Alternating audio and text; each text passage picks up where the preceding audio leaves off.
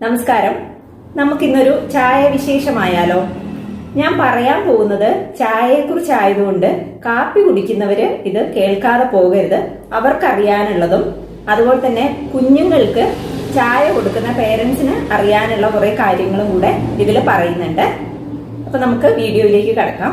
ഈ ചായ എന്നുള്ളത് ഒരു പാനീയം എന്നതിലുപരി ഒരു അനുഷ്ഠാനം കൂടിയാണ്. ഇപ്പോഴ് മഴ പെയ്താൽ ചായ, പനി വന്നാൽ ചായ, സന്തോഷമുണ്ടായാൽ ചായ, അതുപോലെ തന്നെ സങ്കടം വന്നാലും ചായ.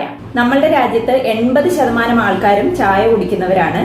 സൗത്ത് ഇന്ത്യൻസ് ആണെങ്കിൽ കൂടുതലും കാപ്പിയാണ് കുടിക്കാറുള്ളത്. നിങ്ങളിൽ കുറച്ച് പേരെങ്കിലും കേട്ടിട്ടുള്ള ഒരു കാര്യമാണ് ചായ കുടിച്ചാൽ രക്തക്കുറവ് ഉണ്ടാവും പറയാറുണ്ട്. അതുപോലെ തന്നെ ആഹാരം കഴിക്കുന്ന കൂട്ടത്തില് ചായ കുടിക്കരുത് എന്ന് പറയും. എന്തെങ്കിലും ബ്രേക്ക്ഫാസ്റ്റോ ഒക്കെ കഴിക്കുന്ന കൂട്ടത്തിൽ നമ്മൾ ചായ കുടിക്കരുത് എന്ന് പറയാറുണ്ട്.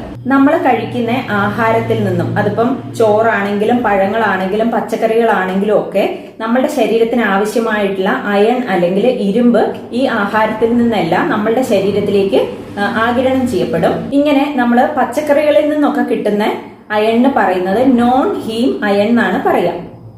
ഈ ചായയിൽ അടങ്ങിയിരിക്കുന്ന ടാനിൻ എന്ന് പറയുന്ന ഒരു പദാർത്ഥമുണ്ട്.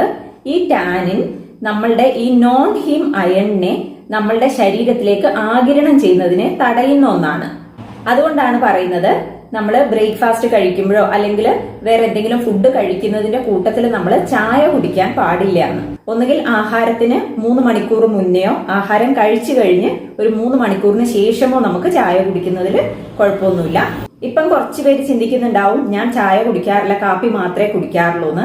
എന്നാൽ ഈ ടാനിൻ ചായയിൽ മാത്രമല്ല കാപ്പിയിലും അടങ്ങിയിട്ടുണ്ട്.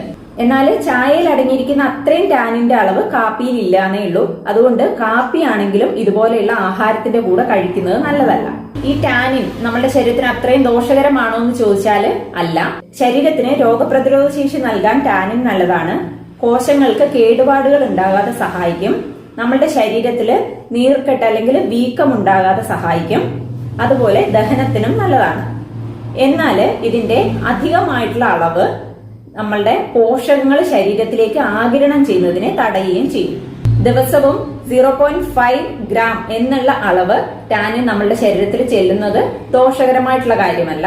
ഇനി ടാനിൻ ഇല്ലാത്ത ചായ ഏതെങ്കിലും ഉണ്ടോ എന്ന് ചോദിച്ചാല് നമ്മൾ കുടിക്കുന്ന ഈ ചായപ്പൊടി ചേർക്കാതെ ജിഞ്ചർ ടീ, ഹിബിസ്കസ് ടീ, തുളസി ടീ എന്നൊക്കെ പറയുന്നതിൽ ടാനിൻ ഇല്ല. കട്ടൻ ചായയിലാണ് കൂടുതൽ ടാനിൻ അടങ്ങിയിട്ടുള്ളത്. അപ്പൊ നമ്മൾ ഈ കട്ടൻ ചായയിൽ പാലൊഴിച്ചതിനെ പാൽ ചായ ആക്കുമ്പോൾ പാലിൽ അടങ്ങിയിരിക്കുന്ന കസീൻ എന്ന് പറയുന്ന ഒരു പ്രോട്ടീന് ഈ ടാനിനെ നിർവീര്യമാക്കാനുള്ള കഴിവുള്ളതാണ്.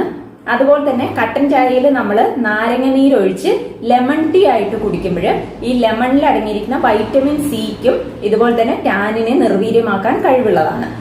ഇവിടെ നമ്മൾ ചിന്തിക്കേണ്ട ഒരു കാര്യം, സ്ത്രീകളാണ് പുരുഷന്മാരെ അപേക്ഷിച്ച് കൂടുതൽ ചായയും കാപ്പിയും ഒക്കെ കുടിക്കുന്നവര്. അതുപോലെ തന്നെ സ്ത്രീകളിലാണ് അനീമിയ അല്ലെങ്കിൽ വിളർച്ച കൂടുതലായിട്ട് കാണുന്നത്. അതുപോലെ കുട്ടികളിലും കാണാറുണ്ട്. കുട്ടികൾക്ക് ഈ ചായ, കാപ്പി ഇങ്ങനത്തെയൊക്കെ കാര്യങ്ങൾ ശീലമാക്കാതിരിക്കുകയാണ് നല്ലത്. ചില ആൾക്കാർക്ക് ഈ ചായ കുടിക്കാനുള്ള ഒരു ക്രേവിംഗ് ഉണ്ടാവും. അമിതമായിട്ട് ഇടയ്ക്കിടയ്ക്ക് ചായ കുടിച്ചോണ്ടിരിക്കണം എന്നുള്ളൊരു തോന്നലുണ്ടാകും. അത് ഒരുപക്ഷെ അവരുടെ ശരീരത്തില് സൾഫറിന്റെയോ ഫോസ്ഫറസിന്റെയോ ഒക്കെ ഒരു ഡെഫിഷ്യൻസി ഉള്ളത് കൊണ്ടും ആയിരിക്കും. ഇവർക്ക് പൊതുവെ എപ്പോഴും ക്ഷീണം ഉണ്ടാവുക, സന്ധികൾക്ക് വേദന ഉണ്ടാവുക, മസിൽ വീക്ക്നെസ് ഉണ്ടാവുക, അനീമിക് ആയിരിക്കും.